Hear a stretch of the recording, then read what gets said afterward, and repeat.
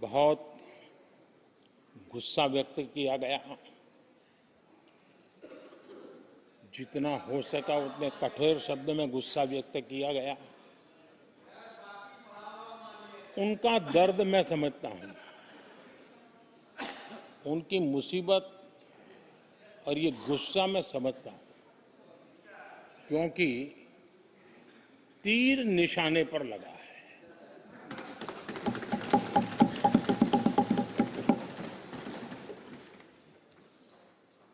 भ्रष्टाचार पर एजेंसियां एक्शन ले रही हैं, उसको लेकर भी इतना गुस्सा, क्या क्या शब्दों का प्रयोग किया जा रहा है। आदरणीय अध्यक्ष जी, 10 साल पहले हमारे सदन में, पार्लियामेंट में क्या चर्चा होती थी?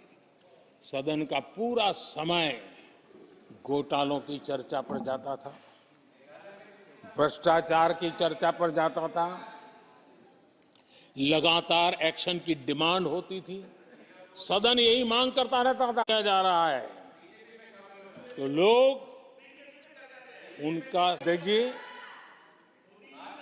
इनके समय में एजेंसियों का सिर्फ और सिर्फ राजनीतिक उपयोग के लिए उपयोग नहीं दिया जाता था। अब आप देखिए उनके कालखंड में क्या हुआ। पीएमएलए एक्ट के तहत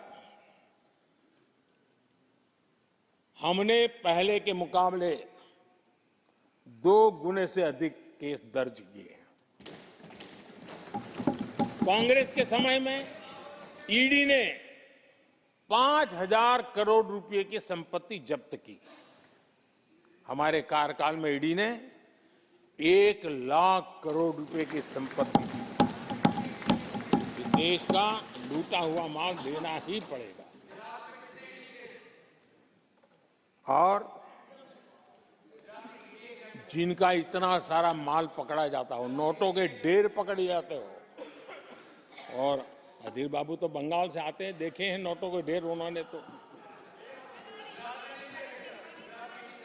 किस किस के घर में से पकड़े जाते, किस किस राज्यों में पकड़े जाते थे। ये देश ये नोटों के ढेर देख देख करके चौंक गया है। लेकिन अब जनता को आप मूर्ख नहीं बना सकते। जनता देख रही है कि किस प्रकार से यूपीए सरकार में जो भ्रष्टाचार की बातें होती थी, उसका टोटल 10-15 लाख करोड़ का रहा है, चर्चा होती थी। हमने लाखों करोड़ के घोटाले तो अटकाए, लेकिन उन सारे पैसों को गरीबों के काम लगा दिया, गरीबों के कल्याण के लिए। अब बिचौलियों के लिए गरीबों को लूटना बहुत मुश्किल हो गया है। Direct benefit transfer, Jan Dhan account, Aadhaar, mobile, उसकी ताकत हमने पहचानी है। 30 लाख करोड़ रुपए से ज्यादा रकम हमने लोगों के खाते में सीधी पहुंचाई।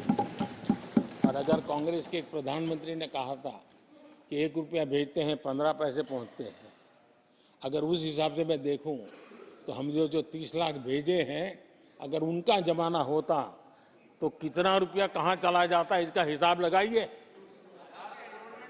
15% मुश्किल से लोगों के पास पहुंचता, बाकी सब कहां चला जाता।